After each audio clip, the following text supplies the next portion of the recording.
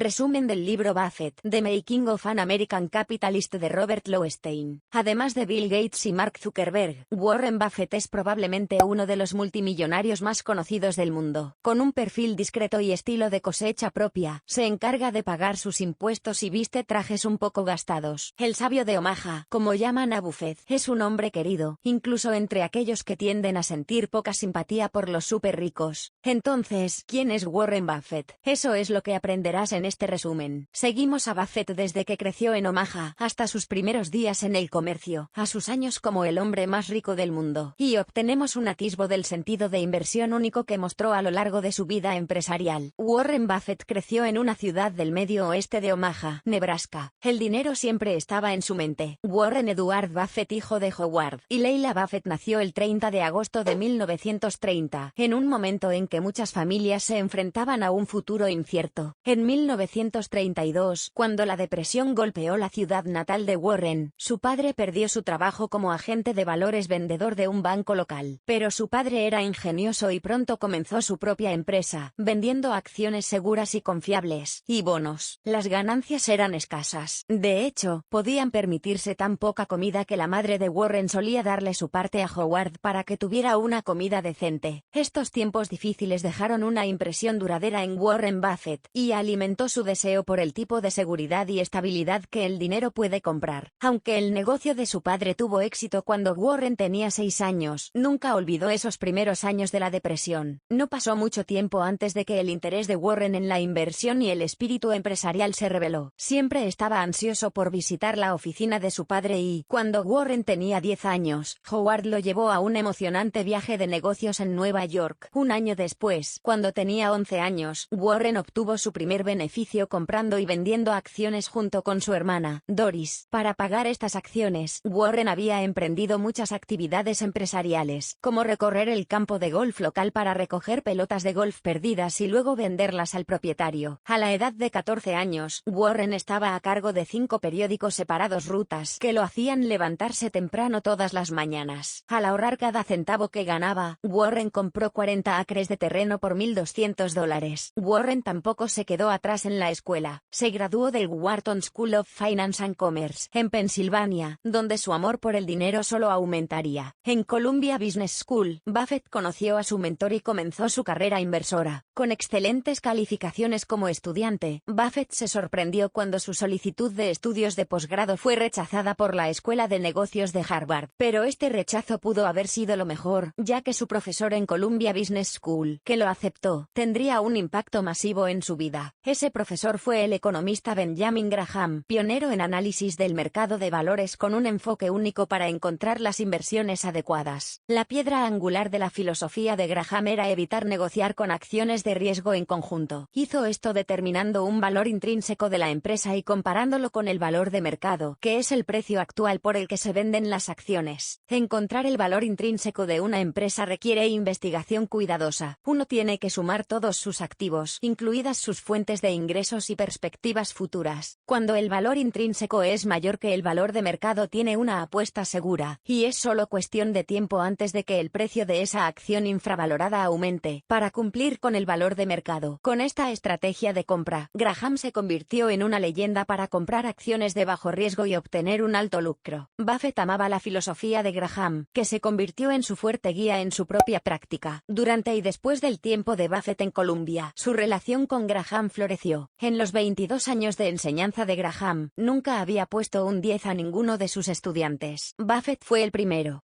Después de graduarse, Buffett finalmente fue contratado para trabajar para Ben Graham en la firma de inversiones de Wall Street. Algunas de sus primeras propuestas fueron rechazadas por ser considerado demasiado arriesgado, pero, al final, Buffett se convirtió en un empleado estrella. Una de sus ofertas más memorables involucró una empresa que trabajaba con chocolate, y descubriendo una manera de que todos se beneficiasen. Cuando el precio del cacao se disparó repentinamente en 1954, un local de Nueva York York chocolatero buscaba ayuda. Vio que podían liquidar millones de libras de cacao y vender los granos a los accionistas de su empresa. A la edad de 26 años, Buffett regresó a Nebraska y comenzó su propio negocio. Buffett nunca se enamoró del ajetreo y el bullicio de Nueva York. Además, ahora era padre y quería criar a sus hijos en el apacible entorno de Omaha. Una vez que regresó a su ciudad natal, Buffett comenzó a formar su propia sociedad de inversión, Buffett Associates. En un año, había recaudado $500,000 de amigos y familiares. Se puso a trabajar aplicando impecablemente el método de Graham e invertir en empresas infravaloradas que valió la pena constantemente. En ese primer año, tuvo tanto éxito que su cartera de $500,000 aumentó en valor en un 10%. Al final del tercer año, ese valor se había duplicado. Sorprendentemente, todo el tiempo, este joven en Nebraska fue superando el promedio industrial Dow Jones. Finalmente, en 1961, Buffett dio el siguiente gran paso y compró participación mayoritaria en una empresa. Era la mayor inversión que había hecho hasta ahora, $1 millón del dinero de su sociedad, que puso en Dempster Mill Manufacturing, empresa a la que la mayoría de los inversores no se acercarían. Pero Buffett sabía que tenía un valor intrínseco sólido, y su inversión lo había convertido en presidente de la junta de la empresa. Se puso a trabajar resolviendo sus problemas financieros. Un año después, la compañía estaba en camino de obtener ganancias, con $2 millones de acciones que se negociaron al doble del precio de lo que Buffett había pagado inicialmente. En 1963, ese precio era 3 veces mayor que su valor inicial, y era hora de que Buffett siguiera adelante, así que vendió la empresa y consiguió para sus socios una ganancia de $2,3 millones. Increíblemente, con tan solo 35 años, la cartera de Buffett en 1965 creció hasta tener un valor de $22 millones, y su propio patrimonio neto estaba en casi $4 millones. Buffett se involucró con su empresa ahora famosa, Berkshire Hathaway, en 1962. En 1964, Buffett compró una participación mayoritaria en Berkshire Hathaway, la empresa con la que está más asociado hoy. Berkshire Hathaway había comenzado como fabricante textil en 1839, pero, a principios de la década de 1960, las empresas textiles estadounidenses estaban perdiendo muchos negocios debido a la fabricación más barata de mercados en Asia y América Latina. Entonces, cuando Buffett comenzó comprando sus acciones en 1962, se vendía a solo $7,60 por acción. La empresa estaba en una situación desesperada. Sin embargo, cuando Buffett hizo su tarea para sumar su valor intrínseco, vio que la empresa debería cotizar a $16,50 por acción. Esto convirtió a Berkshire Hathaway en una negociación que no podía dejar pasar, por lo que compró todas las acciones que pudo tener en sus manos y, eventualmente, se convirtió en el mayor accionista. Aunque siempre tuvo dificultades como empresa textil, tuvo éxito como sociedad de cartera para las empresas más exitosas de Buffett, como la compañía de seguros National Indemnity, que compró en 1967 por $8,6 millones. Entonces, aunque los textiles solo ganaron a Berkshire $45,000 en ganancias por año, las acciones le valieron alrededor de $2,1 millones. Para 1969, Berkshire se había convertido en el foco principal de su tiempo y energía, por lo que decidió disolver el Omaha Original Association que, en los últimos 13 años, había aumentado exponencialmente en valor de $500,000 a $104 millones.